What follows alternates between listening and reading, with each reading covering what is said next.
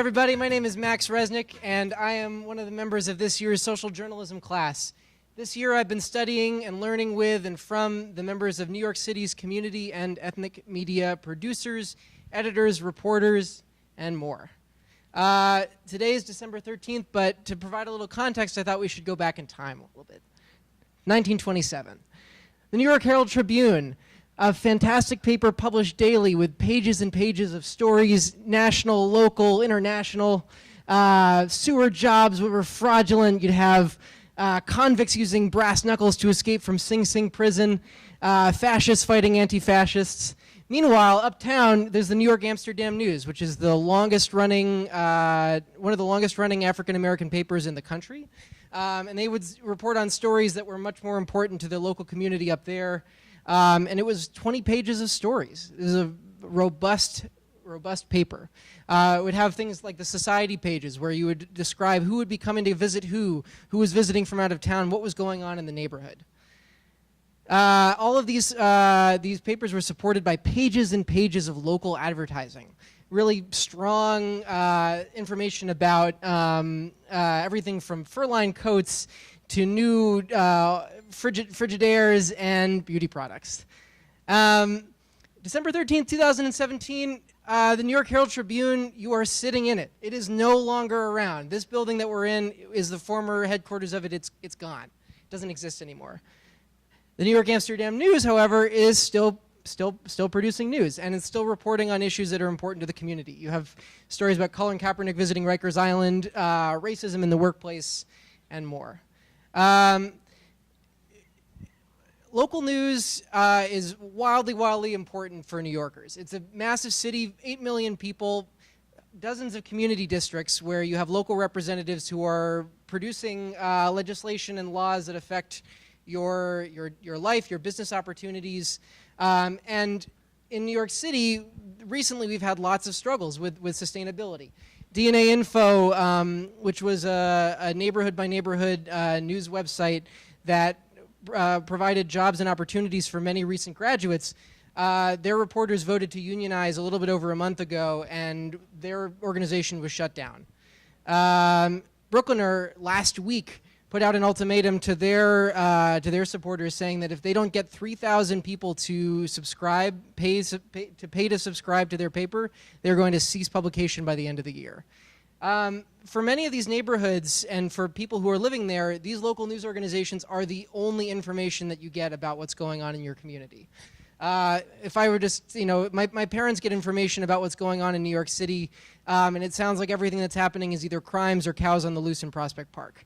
But there's much more important information about local businesses, local opportunities, jobs, and what your neighbors are doing. Local newspapers give you a sense of place, give you a sense of your own personal history and your connection to your neighbors. There are more than 300 publications throughout New York City publishing in more than 30 languages. Nearly half of all New Yorkers report speaking a language other than English in their homes.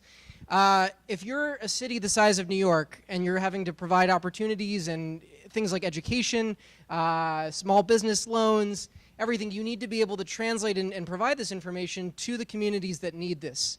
And if you don't have local papers to be able to direct that information to those communities, people are not going to find out what's going on. And if these local papers are not thriving and are not surviving, then that vital channel of information is gone.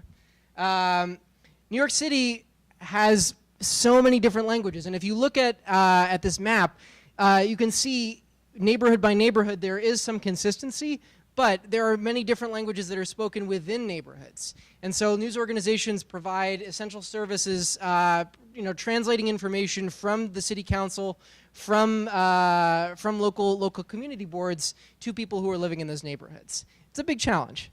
One of the things that inspired me to start this project at the beginning of this year, my colleague Jessica, who you'll hear from in a couple of presenters, ran her own local paper here in New York in the 90s.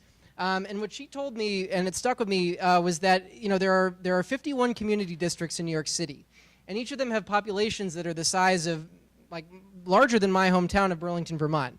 Populations of 50 to 200,000 people. Each of those community districts has enough people to be able to support a local news institution, to be able to cover information and provide information about what's going on in your neighborhood.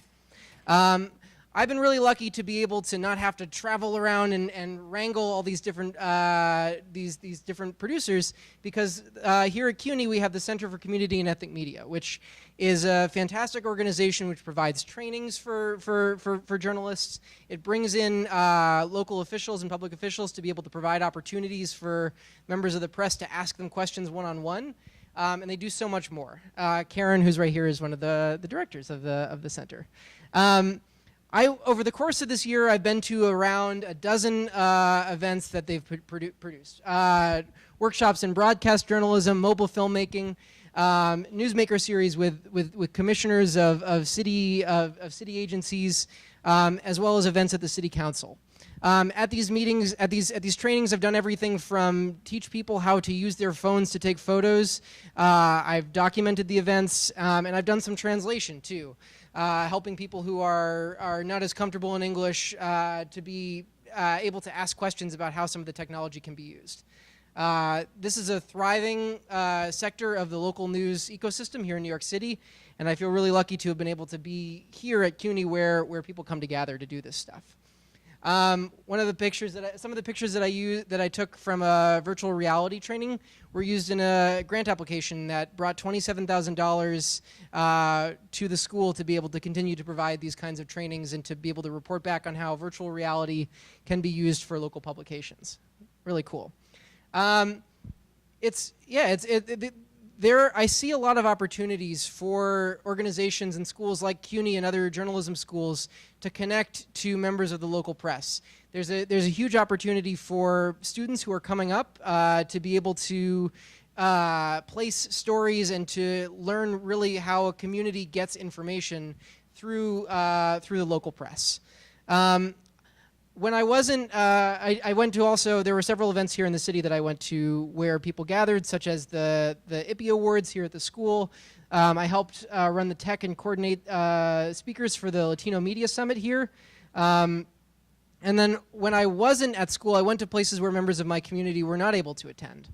Conferences on collaborative journalism in New Jersey, and on publishing that utilizes the power of communities. I went to Chicago for that. And I learned about innovative ways that news organizations across the country are tapping into local people who are interested in getting involved in the creation of news and in helping local reporters to cover events that they wouldn't be able to cover on their own. One of the places where I've been starting to put this what I've learned into practice is the Mott Herald. The Mott Herald is a monthly print paper that serves people in the South Bronx, and as well they run a news website. It's a thriving community up there. It's one of the poorest congressional districts in the country, and if you were to read most mainstream news stories, the only thing that happens up there is crime. That's obviously not true. There's thriving arts organizations, people who are running fabulous small businesses, interesting educational opportunities, and people who are engaged. The last community board meeting that I went to up there was packed with people. There were not even enough seats to have members of the public who wanted to talk with their community representatives. The paper also serves here at the school as a place for journalism students to provide information and to do reporting that will go out to the community. One of the things that I'm building out on with the Listening Post Collective, which is an organization that provides information about how to make your reporting reflective of what a community needs to know.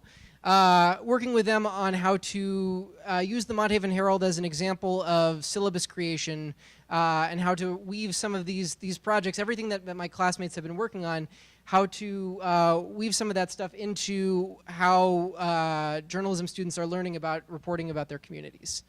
So the next steps, in the new year, we're going to be developing a community advisory board for the Herald, working on the syllabus integration and redoing the website. Many local publications are still running their websites as PDFs of their print papers because local advertising is so lucrative.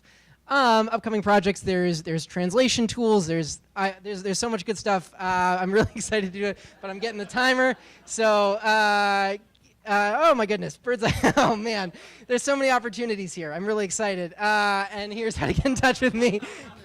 Thanks everybody.